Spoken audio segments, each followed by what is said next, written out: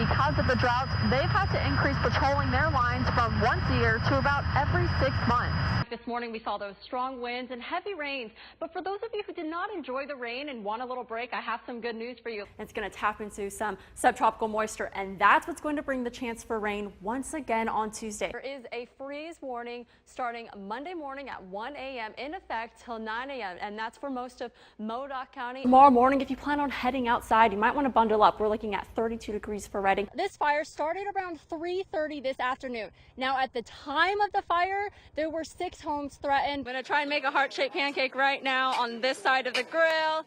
Oh yeah, look it. I think my pancake beats yours. What do you think? I think it's pretty good. Tuesday, that is when we start to dry out. So I'm looking at mostly clear skies. Hours of searching on tribal lands and here in Alturas, but the boys haven't been found. Not to support the mother accused of beating her son, but to see what happens next. As expected, we have some of those high-level clouds over our region, and this is because we have a system well off to our west right here over the Pacific. They will first drive this into the snow. They will then take the tube out and measure the depth and then weigh it for the water content. The woman's husband found her cell phone and earbuds near the road down the street from their house.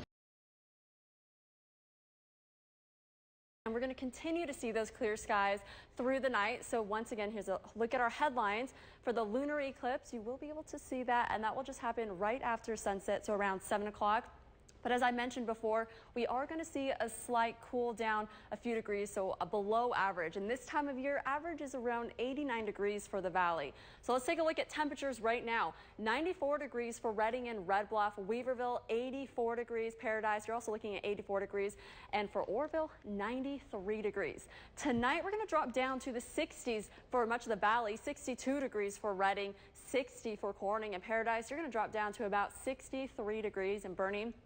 40 degrees, and once again, clear and cool skies for tonight. Now here's a quick look at Storm Tracker 7. Not much going on. That's what I wanted to show you, because as you take a look at our Pacific satellite, zoom out a bit, we can see that this is why we have high pressure over our region and just off to the coast. We do have this trough approaching the North State, and all that's going to do is bring us a slight drop in temperatures. So here's a look at precision cast for tomorrow morning. Now, these aren't the forecasted highs, but for tomorrow morning, as we start off, we're going to be in the upper 60s, low 70s for much of the valley, and the 50s for the higher elevations. Now, as we go into Sunday evening, 90 in the low 90s for much of the valley, and the 70s for the higher elevations. But as we go into Monday, this is when we start to see that cool down. We start off in the low 60s, and then the low 90s for the valley, and we continue to see that as we head throughout the rest of the week. So for tomorrow's forecast for the higher elevations, sunny and warm, 88 degrees for Weaverville and Lakehead, and 90 degrees for Lewiston. As we head east, we're going to continue to see temperatures in the 80s, 80 degrees for Shingletown, 85 for Fall River Mills and Chester. You're looking about 82 degrees in Alturas. 81 degrees for tomorrow. For the valley, 93 degrees for Orland and Corning and Chico. You're looking at 92 degrees, and we'll have winds about 5 to 10 miles per hour. Chico, here's a look at your first alert 7-day forecast. Tomorrow, clear skies and a high of 92 degrees. And then look, as we go into Monday, we start to see that drop. 86 degrees for Monday, 80 for Tuesday, and 81 for Wednesday. So this is well below average for this time of year. For the rest of the valley, tomorrow's forecast, 92 degrees for Anderson and Palisadro and Cottonwood. You're looking about 93 degrees. Red Bluff, 92 degrees. And we'll have clear skies and winds about 5 to 10 miles per hour. Redding, here's a look at your first alert 7-day forecast. For tomorrow, 93 degrees, clear skies. Then as that trough pushes through, 86 degrees for Monday, and we have those high-level clouds in there. 80 degrees for Tuesday, 81 for Wednesday. And then that high pressure will build back up, and temperatures closer to average, 88 for Thursday and 89 for Friday. Jerry? I'm coming, honey. I'm trying. I'm doing everything I can. And I love you. Keith Papini came home last Wednesday, and his wife, Sherry Papini, was nowhere to be found. In normal days, I would open the door and my family comes and runs and gives me a hug. But there were no welcoming hugs. So he searched in the house and their property, but learned the children were still at daycare. He found Sherry's phone down the street. That's when I knew she had been, in my opinion, taken or abducted. Now, days later, family, friends, the community, and law enforcement are still looking for Sherry. It's the worst thing in the world. It's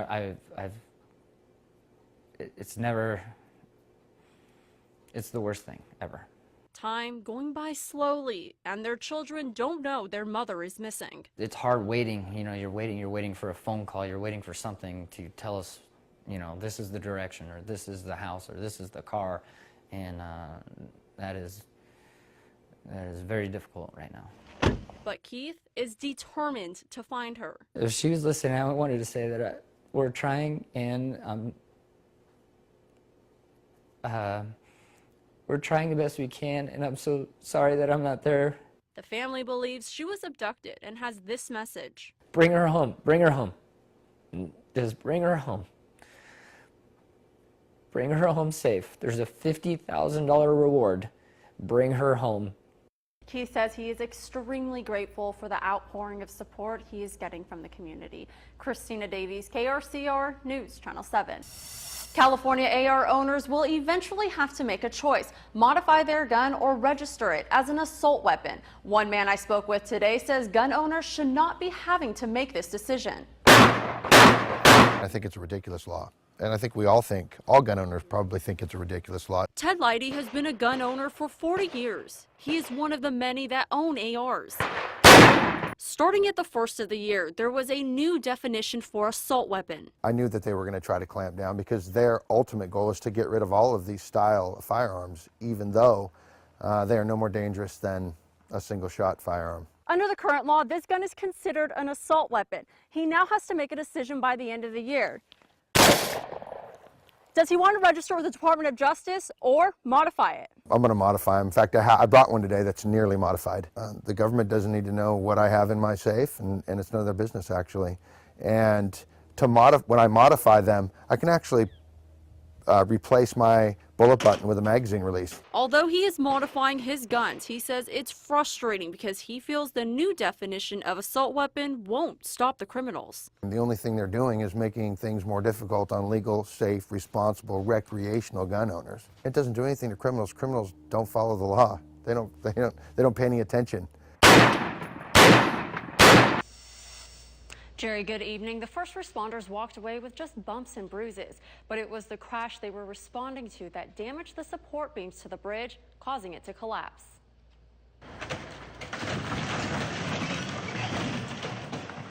It was loud. It was a kind of ripping, tearing sound, I guess. Boards breaking and metal crunching. This was the scene Sunday morning after Tehama County first responders were trying to get to a deadly crash.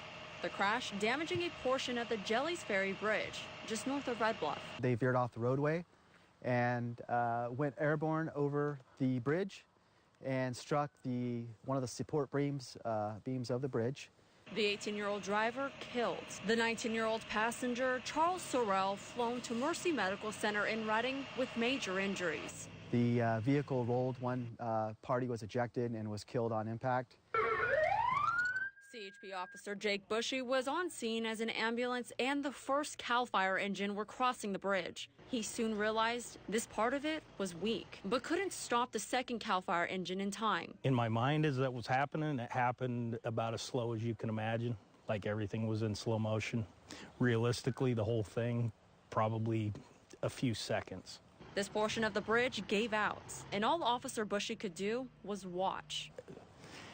I don't want those guys to get hurt. That was my first thought, because, like I said, you could tell it was going to overturn on its top, and all I could think was, if that cab gets crushed with those guys in there, this is going to be bad. The three firefighters were able to get out themselves. I was just thankful that our personnel were okay, and they did not have any life-threatening injuries or any significant injuries, because obviously material things, our equipment and stuff is replaceable. Although it is unfortunate that this happened, we can't replace human life. CHP tells me the two teens in the pickup truck were not wearing their seatbelts. Also, alcohol was in the pickup and is being considered a factor. Cristina Davies, KRCR News Channel 7.